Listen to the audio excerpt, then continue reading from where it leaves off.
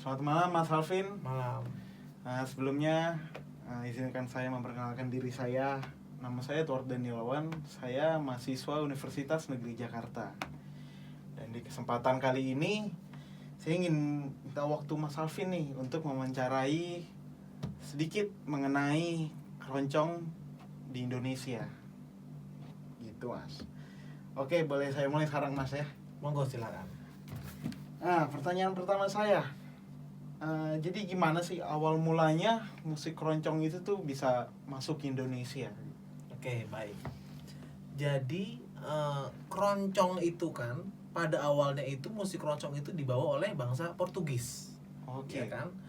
Nah, dari Portugis ini dia memiliki instrumen keroncong seperti ini yang dibawa dari negaranya, dipermainkanlah di depan khalayak umum di kala masa penjajahan Portugis di Indonesia ini. Iya. Gitu. Nah, ketika dimainkan musik-musik seperti ini didengarkan juga oleh para budak-budak dari bangsa Portugis tersebut yang mana adalah masyarakat Indonesia. Pribumi ya. Pribumi. Oke. Gitu.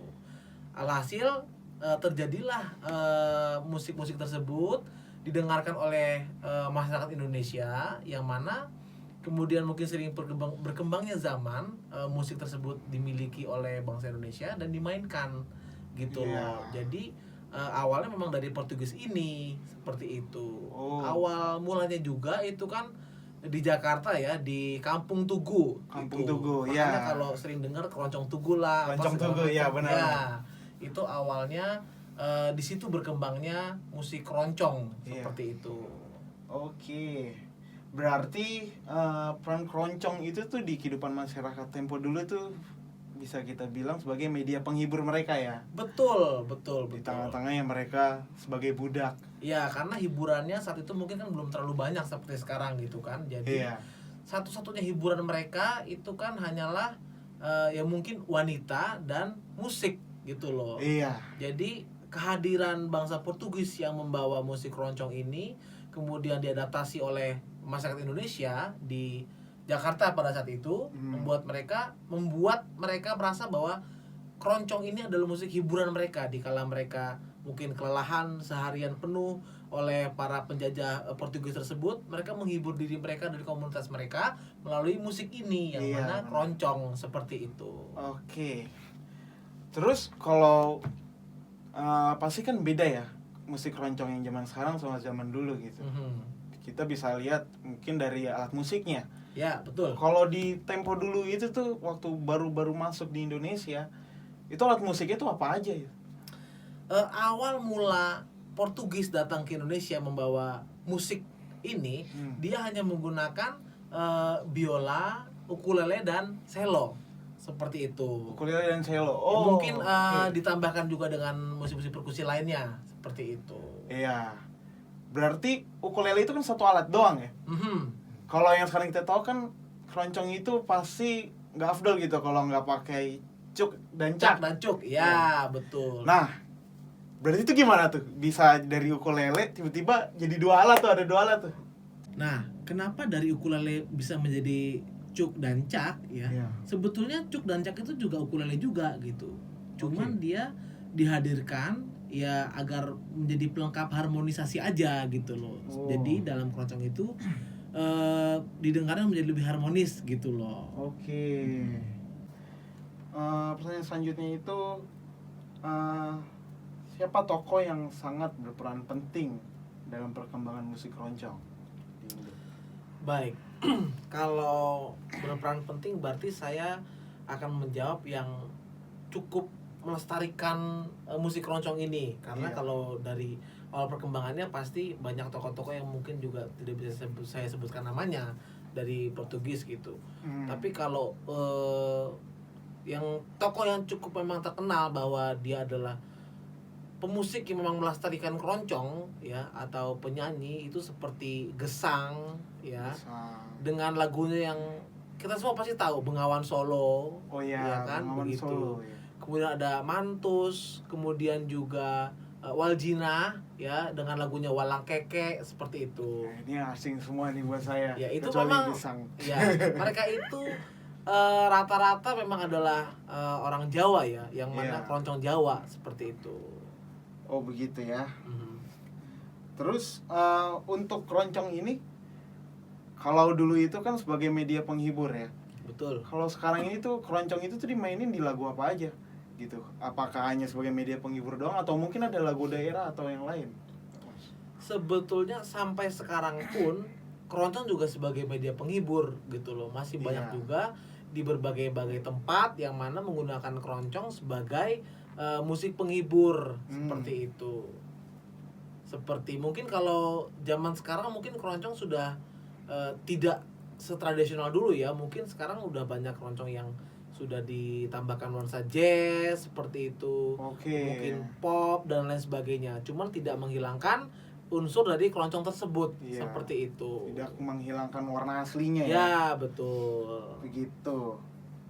Oke Mas, selama ini kan keroncong itu yang sangat terkenal itu adalah keroncong Betawi dan keroncong Jawa ya. Betul. Sedangkan keroncong itu pertama kali itu udah di Betawi. Nah, bagaimana tuh prosesnya tuh bisa keroncong itu tuh juga terkenal juga di Jawa, dan bahkan sampai sekarang yang kelihatan itu justru keroncong Jawa dan Iya, keroncong benar. Betawi gitu. Sebetulnya itu kenapa bisa dari Jakarta, dari suku Betawi kemudian sampai ke Jawa gitu ya. Karena musik keroncong itu memang diminati oleh banyak masyarakat, baik masyarakat Portugis atau Belanda di Jakarta ataupun masyarakat Indonesia pribumi seperti itu. Maka musik ini tuh sering dimainkan di berbagai daerah, sampailah salah satunya ke daerah Jawa seperti itu. Oh, Dan iya. melekatlah di sana sampai dengan sekarang ini seperti Oke. itu. Berarti ada perbedaannya nggak ya itu Mas? Oh iya, Antara keroncong Jawa kalau dan baik, Betawi. kalau keroncong Betawi itu kan dia lebih ke pentatonik ya, gitu. Oke, ya. Ya, sedangkan kalau keroncong Jawa itu kan dia diatonik ya, yang Ya. mana tidak memakai re dan la, hanya do mi fa sol si do, gitu. Oh iya. Meskipun memang nggak semua keroncong Jawa menggunakan diatonik itu, seperti Iya. itu. Oke, paham saya Mas. Genre musik itu kan banyak ya Mas ya. Misalkan kayak rock itu kan ada lagi alirannya kayak Iya. hard rock, slow rock, Mhm. rock and roll dan lain gitu. Nah kalau keroncong ini tuh ada lagi nggak ya jenis-jenisnya gitu alirannya? Oke, baik. Sebetulnya jenis keroncong itu ada banyak ya. Cuman di sini saya jelaskan dua jenisnya aja. Oke. Salah satunya itu ada keroncong langgam. Ya, keroncong langgam itu adalah musik keroncong yang memang dibawa kepada nuansa Jawa gitu loh. Oke. Sehingga seperti tadi ya, dia menggunakan diatonik dan lain sebagainya seperti itu. Oh iya, jadi kalau langgam tuh kayak keroncong tapi diadaptasikan dengan musik-musik tradisional Jawa. Betul, Makanya jadilah dia ya, pakai diatonic betul. scale itu. Ya, seperti itu. Oke. Kemudian ada lagi namanya keroncong Stambul, ya. Oh iya. Kata Stambul itu sebetulnya diambil dari kota Istanbul, Turki, seperti Oh iya. itu, ya. Jadi keroncong Stambul ini adalah musik keroncong yang dipadu-padankan seperti ada campuran musik religinya.